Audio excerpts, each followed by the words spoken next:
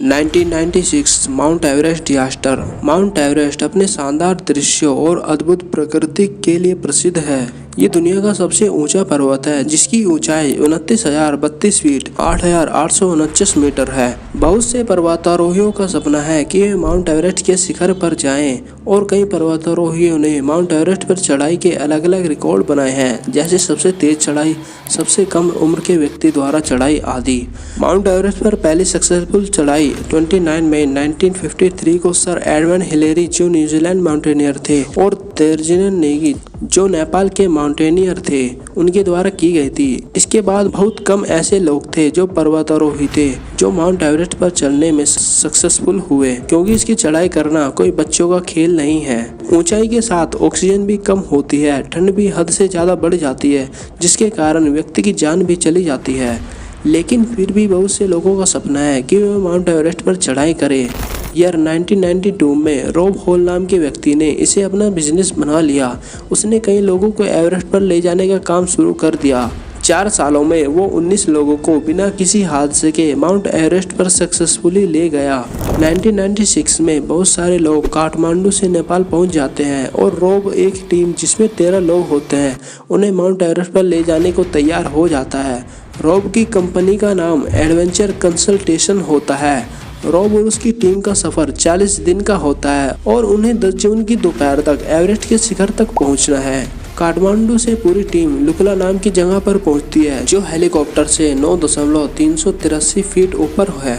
इसके आगे वे सब पैदल ही जाते हैं और अपने कैंप पर पहुंच जाते हैं, जो माउंट एवरेस्ट के तल से 17,600 फीट ऊंचाई पर स्थित है। यहाँ पर और कंपनी और उनके साथ लोग आए होते हैं जो अलग अलग देशों के होते हैं। 30 अप्रैल को ये पूरी टीम 21,300 फीट की ऊंचाई तक चढ़ जाती है। यहाँ ऑक्सीजन की मात्रा कम होती है, इसलिए पूरी टीम कंपनी द्वारा यात्रियों के लिए लगाए गए कैंप से ऑक्सीजन के सिलेंडर लेती है। माउंट एवरेस्ट पर इस जगह ऑक्सीजन की मात्रा कम होती है और पहाड़ की चढ़ाई भी सीधी खड़ी होती है। यात्रियों की सुविधा के लिए कंपनी ने यहाँ रस्सियाँ लगाई होती है, ताकि आम आदमी भी एवरेस्ट पर चढ़ सके।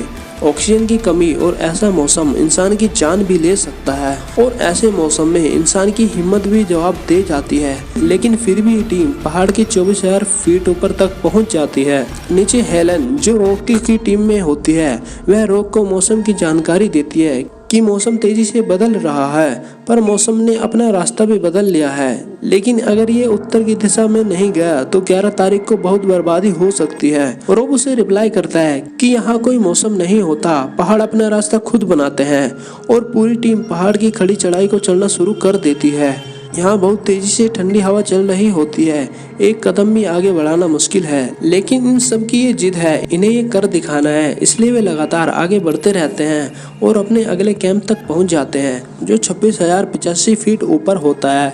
यहाँ पहुंचकर मौसम और बिगड़ने लगता है, और ऐसे मौसम में आगे बढ़ना सीधे मौत के मुंह में जाने जैसा है।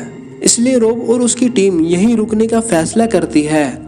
शुक्रवार 10 मई को मौसम एकदम शांत हो जाता है। तूफान का तो नामो निशान भी नहीं होता, और यहाँ से माउंट एवरेस्ट के शिखर तक पहुँचने का रास्ता केवल 12 घंटे का होता है। अपना सपना पूरा करने की उम्मीद में ये टीम धीरे धीरे माउंट एवरेस्ट के 27,600 फीट ऊपर तक पहुँच जाती है।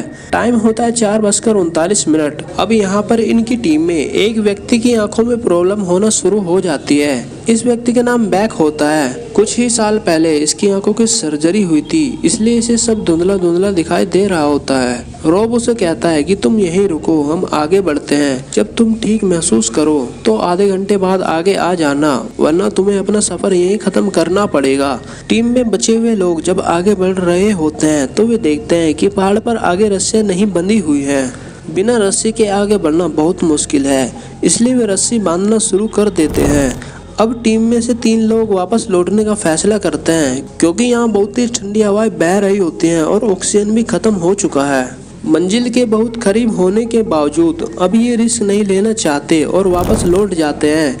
यहाँ पर एवरेस्ट के पहाड़ में बहुत गहरी गहरी खाई होती है, जिनका तल भी नहीं दिखता। इन्हीं दरारों में गिरकर 19 लोगों की मौत हो चुकी है। बिना रस्सी, बिना सेफ्टी के एक कदम भी आगे बढ़ना बहुत मुश्किल है, और ये टीम 28,740 फीट ऊंचाई पर मौजूद है। इतनी ऊंचाई पर इंसान को ऑक्सीजन की कमी से हाइपोथर्मिया हो जाता है, जिसमें गर्मी लगती है, जुबान लड़खड़ाती है और गुस्सा भी आता है। जैसे जैसे टीम ऊंचाई पर पहुंचती है उन्हें बहुत सारी कॉम्प्लिकेशंस होने लगती है, जैसे कि दिमाग में सूजन आना, फेफड़ों में पानी भरना आदि। ये सब कारण मौत की वजह बन सकती है।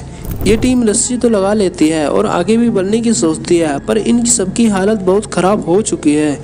किसी के अंदर ऊर्जा नहीं है, बस एक जज्बा है जिसकी वजह से ये आगे बढ़ते रहते हैं। दोपहर 1:14 पर टीम के बाकी लोग एवरेस्ट के शिखर तक पहुंच जाते हैं। जो ये चाहते थे इन्होंने एक घर दिखाया। रॉब और उसकी टीम बहुत खुश होती है।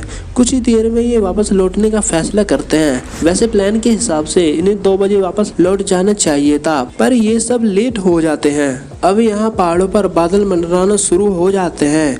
इन्हें सांस लेने में दिक्कत हो रही होती है क्योंकि इनका ऑक्सीजन खत्म हो चुका है।